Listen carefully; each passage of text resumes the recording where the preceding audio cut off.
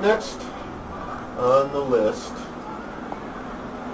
Don't Pass Me By. Now, of course, it is a Beatles tradition to have a kind of dorky Ringo song on every one of his records, and since this is a double album, he got two. He got two. If not three. Didn't he also sing, Now It's Time to Say Goodnight? I think he might have sung that too. Ah. So, Oh, no. There was Don't Pass Me By. There's, what's the other one? I forget now. But this song is, you know, let's give it a listen.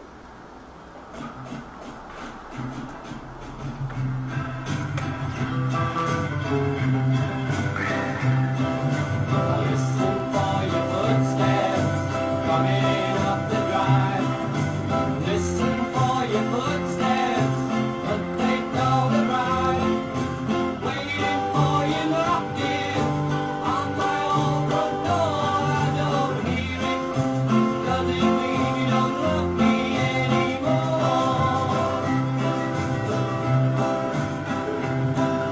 I hear this song So this is a one chord, C, to the 4, alternating bass, so it's 1 to 5, 1 to 5. Country thing. Actually 4. And I forget if the chorus changes up.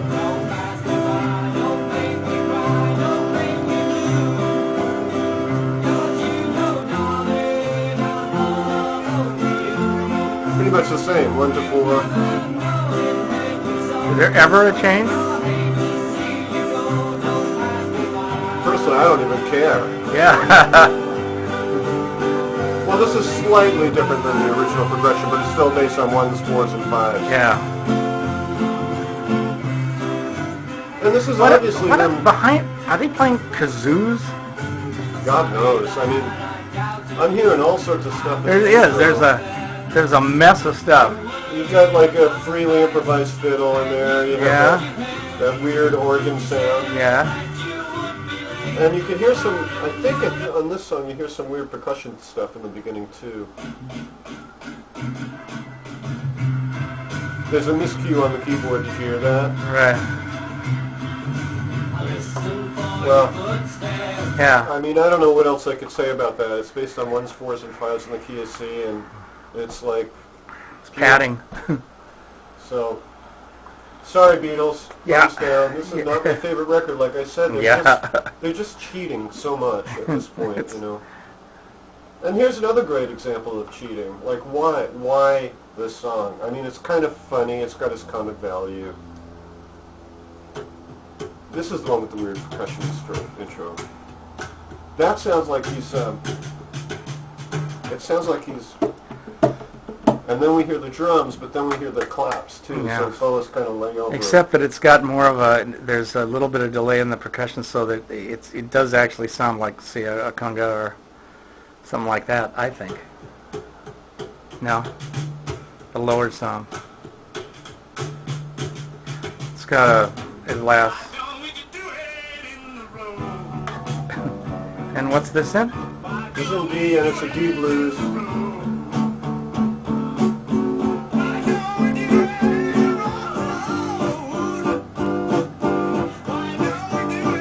And it's, you know, the chords are being played in the low registers of the piano, so it has a real rolling sound.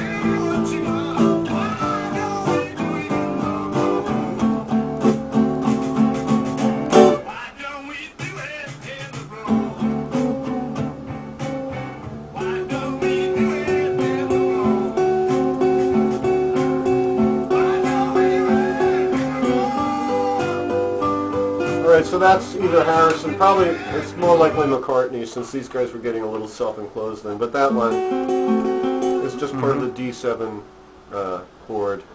And when you get that tritone sound, it's called a tritone. In 7th chords you have that built in. Some people say it sounds like a European siren. Oh, right. Yeah. You can use that to comical effect, which is what they're exploiting here. Okay. The same thing with Wild Honey Pie was like that whole sound, you know. Uh-huh. It's also those tritone intervals. You can use that to explore. You can either make it something sound sinister or mysterious or comical. Okay. Using the.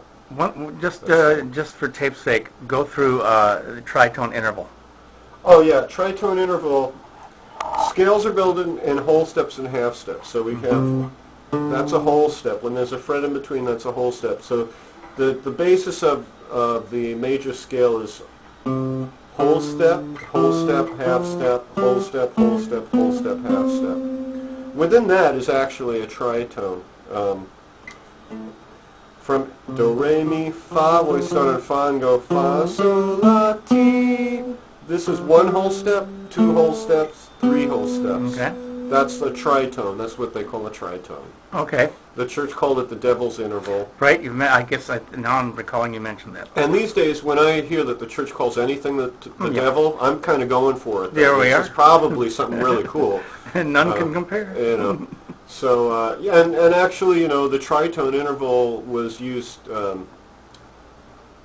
pretty extensively in Arabic music, and, the church probably got it from there, like the infidels. Really? Also the harmonic minor mode that we associate sometimes with Spanish music, but we forget, and also Jewish music. The harmonic minor mode is kind of a Semitic sounding mode. Okay. And I think it really originates in Arabia, and it went to Spain though. Can you play an example of that? Okay, sure. Now, typically the root chord is A minor in this key of A harmonic minor, but in Spanish music what they do is they flip it so the E chord of the same key of A harmonic minor, the 5 chord, becomes the 1. All right, so. Oh, okay.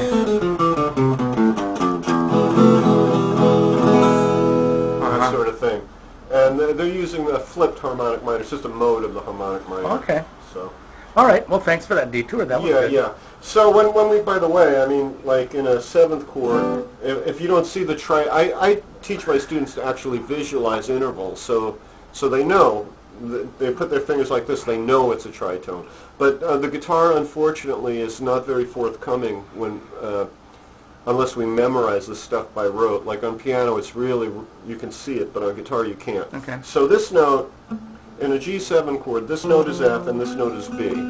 All right, so what I'm going to do is find a B on the same string so we can see if indeed it is a tritone. So we get, here's B, Okay. here's F, so whole step, whole step, whole step. Yes, it follows that format of a tritone interval. Okay, we just don't see it clearly this way. When we go up stepwise like that, we can see the 3 steps. Right. 3. Now steps. then, play tritone in a chord. Yes. Can you play a tritone in a chord? Well, typically a 7th, right? Okay. But you could find the tritone all over the place. Like this is a minor 7 flat 5 chord. There's our tritone. This is also a D minor 6 as well as a B minor 7 flat 5 and a B half diminished. They're all the same chord. Jeez. Okay. You're the magic chef. Usually more widely extended chords have a tritone in them somewhere, because when you look on the piano, if you keep going up in thirds, eventually you're going to have 2 notes that are a tritone distance. It just kind of happens. Okay. So is that another signifier, as if there's a slight dissonance in a tritone? Yes, but it's a very particular dissonance. It's not this dissonance where you get this sound. Right. Or this. But it's a very imbalanced tone. It's like there's a fight between the 2 notes. It is, but it's certainly more pleasing to the ear than what you played before. Yeah. Oh, this one. Yeah. Well, this is deceptive, this one here. This interval, let me see if I could find a good example of this. Let's see. No, I'm sorry. That's not what I'm thinking of. Well, this interval occurs in any major 7 chord, but it's an octave away. You don't hear it like this. Right. Okay. Right? You hear it like that. So when it's buried inside of the chord, suddenly it becomes pretty. It actually, yeah. Exactly. Even the dreaded minor ninth interval, which I always say avoid like crazy, is allowable within seventh chords. And the reason why is seventh chords want complexity, they want dissonance, because you want that sense of, I got to resolve. So here's an example of the minor ninth interval. Very ugly interval, but suddenly, that's something really pretty there. Yeah. You know, so dissonance needs to be treated with a kind of sensitivity. Right. You know? I wish I could find the chord I was thinking of though that had actually those two. Let me see if I could make. This would be an E major 7. So yeah, this is it. That's nice. But if we separate, if we have that in there, but. Sure. So it's making a more complex chord that ends up making a more pleasing, yes. a more pleasing chord to the dissonance. Yeah. Like any chords, they need at least 3 notes, right? Yeah. You taught me this a long time ago. Is there anything about a tritone chord that requires more than 3 notes? It's an interesting interval. I mean, here's the weird thing: is that you know, in the role of a guitar player, if you have another harmony instrument playing, say another guitarist or a keyboard player, you don't want to step on their toes, and especially in jazz situations, because the jazz musician, like when they see a 7th chord, they might extend that to a infinity 7 flat 9 or a flat 9 13 or a flat 9 flat 13. So if I played a flat 9 flat 13 and the keyboard player was playing a flat 9 13, it would clash. Okay. But the intervals that are common to both of those weird extended algebraic sounding chords is the tritone. It's right there. So a lot of times I could just do, when I'm playing, if there's another harmony instrument, we're doing like a G7 groove, I might go.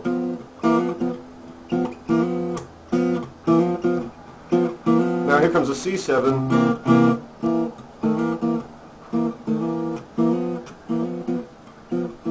And I heard some jazz tune, I forget which one it is now, and it might have been Wes Montgomery, but he did that. He played a full blues with just the tritones, you know. Huh.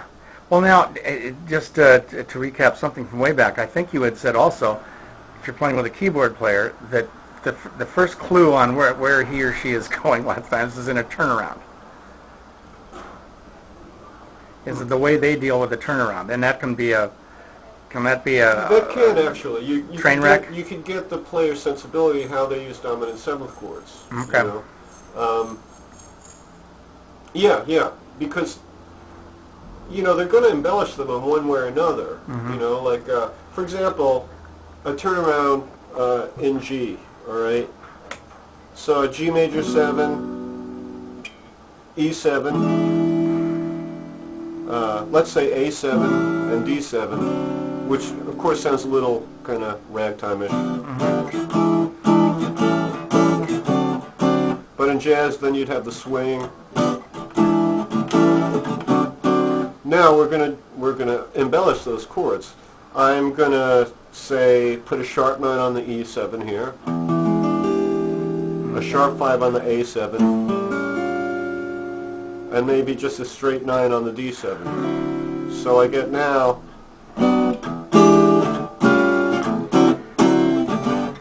Essentially, sort of same idea of progression and everything like that, but 2 different styles of music. Yeah, the first being, say, that sort of ragtime sort of thing. Right. And this being a very jazz-oriented, yeah. Which the jazzers want to avoid that old jelly roll sound and get into jazz. Mm-hmm. So, you know, then they really embellish chords. Sometimes you get something as abstract as this, which is this chord is very complex because it's both a B flat 7 and an E7 combined into one chord. Oh, God.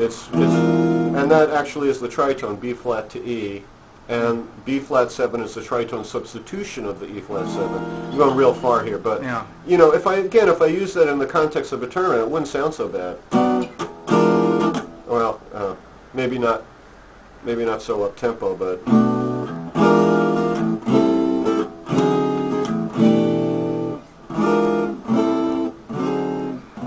Okay. All right, it's definitely abstract, and it's definitely very spicy. Sure. You know.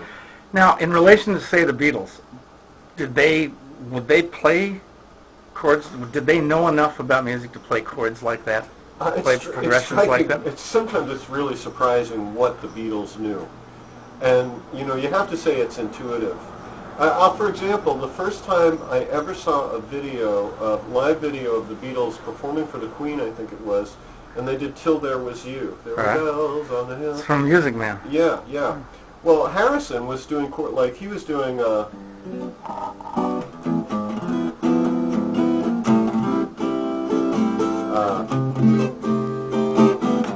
man.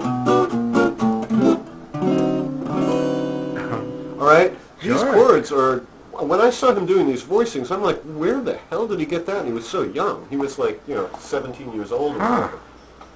You know? Jeez. Maybe even younger, because he was the youngest of the Beatles, I think. Yeah. So he was really young, and he learned all this stuff, God knows from where. Are there any, what other Beatles tunes would use, in your estimation, sort of a jazz voicings with chords? But the thing about the Beatles was, if you notice, there's not a single song that really you can consider a full, true, bona fide jazz song that the Beatles have ever done. Right. Some people think I Want You because it had kind of a samba beat, but what the Beatles did so well is that they would kind of pluck one of these jazz chords out of the ether and decide to stick it in somewhere, and they often found just the right spot for it, That in lesser hands that would really stick out or something like that? Yeah, exactly. Or it would sound pretentious. Yeah. Many times, like jazz chords, when guys don't know what they're doing with them, sound really pretentious. Oh, okay. I mean, but the Beatles, they would use a 6/9 to end a song. I mean, that's when you hear that chord, you think classic Beatles ending, early Beatles, Right. Well, that's right. Yeah. And then, of course, we talked about the flat 9 chord usage in a few Beatles songs. One is I Want to Tell You. I want to tell you that it's wrong to say. This is an E7 flat 9 here. Also, I Want You.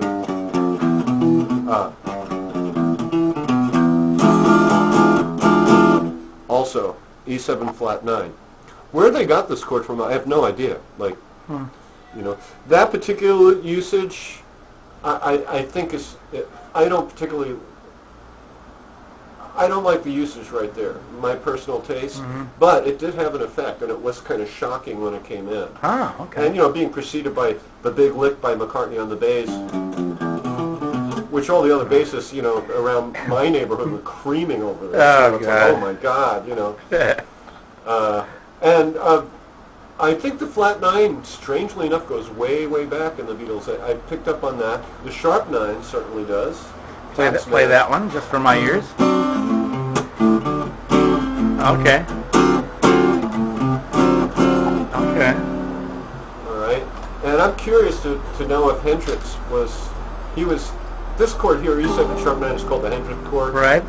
But I'm curious if he nabbed that one for the Beatles. Oh. The Beatles had a way of doing everything the first time before anybody else did. Oh, so, okay. Okay.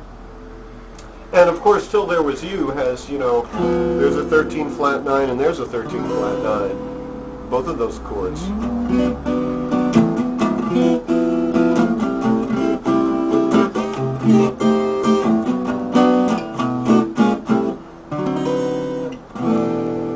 Oh, man. That's the closest thing they have to it, like a jazz song, Okay. I would say. Oh, really?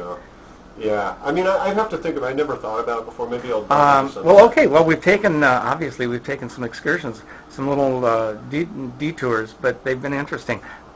Oddly, they came out of they're coming out of these songs that Vinnie thinks are Completely two-dimensional. Yeah.